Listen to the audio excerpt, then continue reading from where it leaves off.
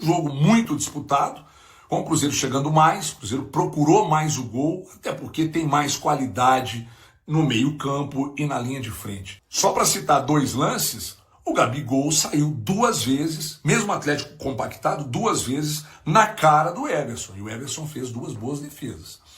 Agora, eu peguei um jogo aleatório lá no início do ano passado, em março, acho que foi Cruzeiro e Tombense, a formação do Cruzeiro no início do ano passado.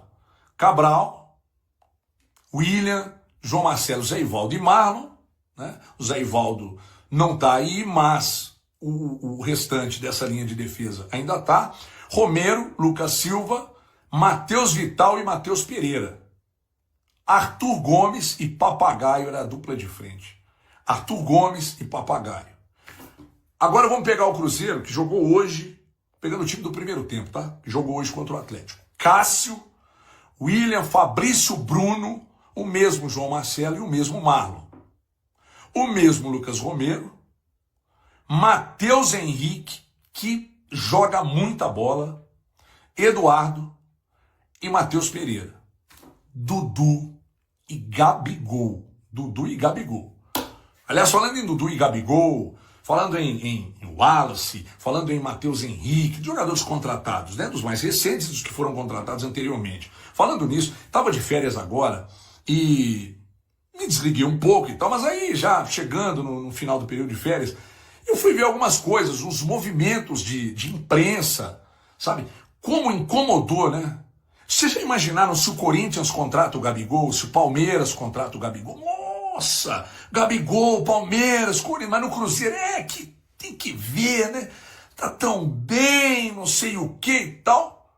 Ué, se o Wallace, se o Matheus Henrique, né, se o Palmeiras contrata agora o Matheus Pereira, e daqui a pouco no próximo vídeo nós vamos falar disso, mas aí no Cruzeiro incomoda, cara. Todo mundo que o Cruzeiro contratou, mas não é bem assim, fim de carreira, já não tá mais no prime time. Vá caçar um caminhão de cimento para descarregar. E outra coisa, falam sem conhecer o real tamanho atual do Cruzeiro, que está sendo feito no Cruzeiro. As pessoas falam do Pedro Lourenço, e eu não tenho nada com o Pedro Lourenço, tem nem patrocínio dos supermercados BH, não. Mas as pessoas falam do Pedro Lourenço e da rede de supermercados BH, achando que tem meia dúzia de lojas aqui no estado. São quase 400 lojas.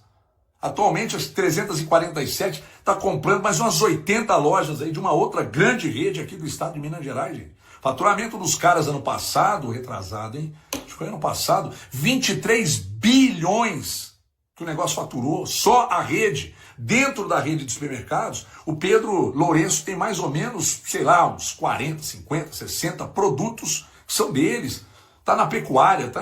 Que isso? As pessoas precisam se informar melhor. E outra coisa, pro Cruzeiro, a contratação incomoda, né? É jogador em fim de carreira, não é bem assim, então, mas se vai para outro clube, se o Palmeiras, o Corinthians contrata o Gabigol, aí, nossa, vamos parar, Paulista. Me ajuda aí. Vamos falar desse amistoso, que de amistoso não teve nada, foi 0x0, Galo e Cruzeiro.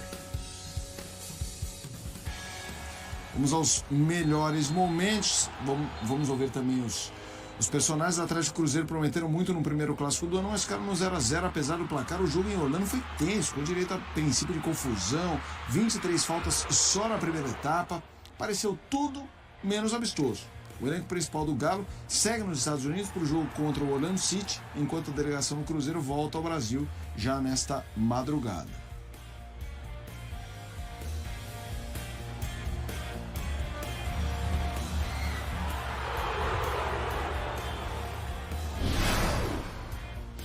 Não ofereceu praticamente nada para o Atlético, o jogo todo. E teve um volume grande de ataque, tanto do lado esquerdo, do lado direito, chute fora da área. Então acho que foi um menu meio completo. O começo do jogo foi um pouco mais amarrado, jogo muito faltoso e o jogo não estava andando muito. Mas de maneira geral acho que a equipe jogou bem e mostrou a evolução do jogo do São Paulo para hoje. Os jogadores que entraram no final, em sua maioria, iniciar o jogo, obviamente. Era uma coisa programada, a gente fez essa opção. A gente poderia, senão a gente ia ter que deslocar metade do time para lá, e aqui ter 13, 14 jogadores, ia ficar um negócio meio monstruoso. Então, o futebol ele devia ser uma coisa mais harmônica, para ser algo mais bonito de ser tratado. Não do jeito que é. Parece que a federação faz de um jeito, não se preocupa com os clubes, não se preocupa com o torcedor. Porque o torcedor, ele quer ver espetáculo de qualidade. Então, assim, como é que a gente vai jogar hoje contra o Atlético? Pior que isso, que o jogo estava marcado para hoje, para a estreia contra o Tombense. Então, a gente vai ter um time cansado, senão ia ter que ter um time de sub-20, mas nem de sub-20 daria, porque o sub-20 está na Taça São Paulo. De uma maneira geral, sim. A gente sai satisfeitos, porque não tem como exigir de um atleta, né, o que ele não pode te dar no momento. A gente está 7 dias treinando, intercalando aí treinos físicos com 3 treinos técnicos apenas, né? E essa viagem também, que é uma viagem longa. E chegamos, não quero fazer comparativo com o adversário, mas numa condição inferior, né? O adversário já estava aqui uma semana, então uma semana a mais de treino e uma exposição a um jogo perigoso como esse era para nós. O Cruzeiro com 7, 8, 9 contratações recentes, né? O Astral lá em cima e a gente com 7, 8, 9 saída de jogadores. Agora, pontualmente, a gente está recompondo e certamente nós vamos fortalecer o nosso elenco e fortalecer o nosso time com o trabalho. Você pode ter certeza que daqui uma semana as pernas vão estar bem mais soltas do que hoje. Vamos lá, falando sobre esse amistoso que foi muito tenso, Eugênio, eu queria que você começasse pelas estrelas, né? Eu acho que é difícil dizer que elas estavam apagadas, porque foi um jogo tão tenso que era difícil hoje, no começo, primeira semana do ano, já nesse quebra-pau. A gente já ouviu a entrevista do Gabriel Menino, né? Falando, Eugênio, o que estava acontecendo aqui? Mas eu queria te ouvir, como é que você viu esse empate 0-0? Às vezes a rivalidade exacerbada atrapalha o futebol, né? Porque os times entraram em campo, os dois com medo de perder. O que seria muito ruim para a temporada, tanto do Atlético quanto do Cruzeiro, né? Seria um início de ano perdendo para o grande rival, né?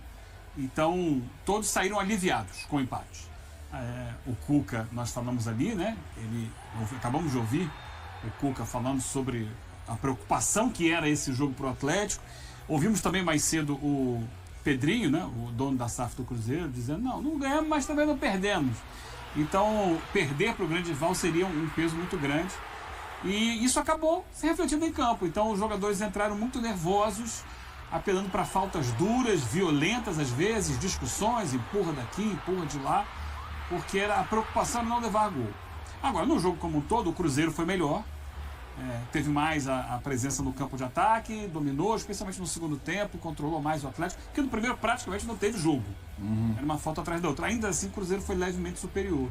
O Atlético saía em alguns contra-ataques no segundo tempo. Esses contra-ataques diminuíram até que começaram as substituições, aí foram muitas a partir da metade do segundo tempo e o jogo não fluiu mesmo.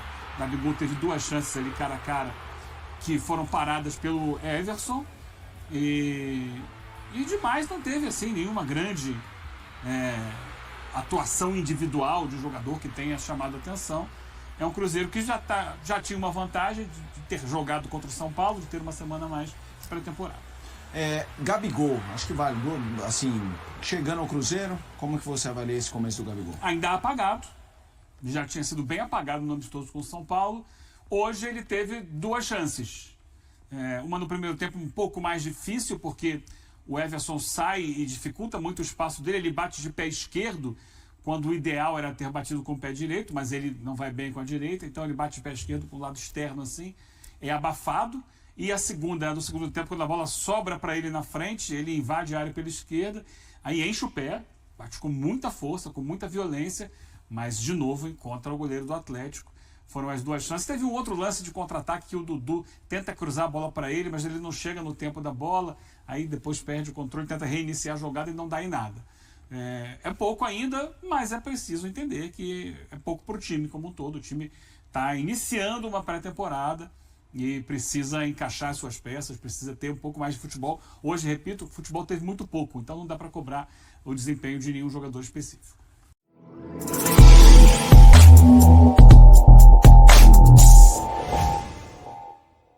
Em entrevista após o empate no clássico contra o Atlético Mineiro, o técnico Fernando Diniz destacou a evolução do Cruzeiro. O treinador elogiou a equipe por sua melhora na marcação e na criação de oportunidades de gol, especialmente na pressão alta e no volume ofensivo. Acreditamos muito em quem entrou. Entraram bem hoje e contra o São Paulo. Encaramos o jogo da maneira que tínhamos que encarar, e esses jogadores também tiveram experiência importante de um clássico, mostrando a solidez do elenco, afirmou Diniz. O treinador ressaltou a importância dos reforços para o time, citando a qualidade e a vontade de vencer dos novos jogadores. Diniz acredita que com mais tempo de trabalho e jogos, o time terá ainda mais entrosamento e fluidez no ataque. E aí, galera? O que acharam? Deixem nos comentários. Não se esqueçam de deixar o like e de se inscreverem no canal e acionar o sininho para receber as notificações. Até mais, Nação Celeste! Vamos pra frente!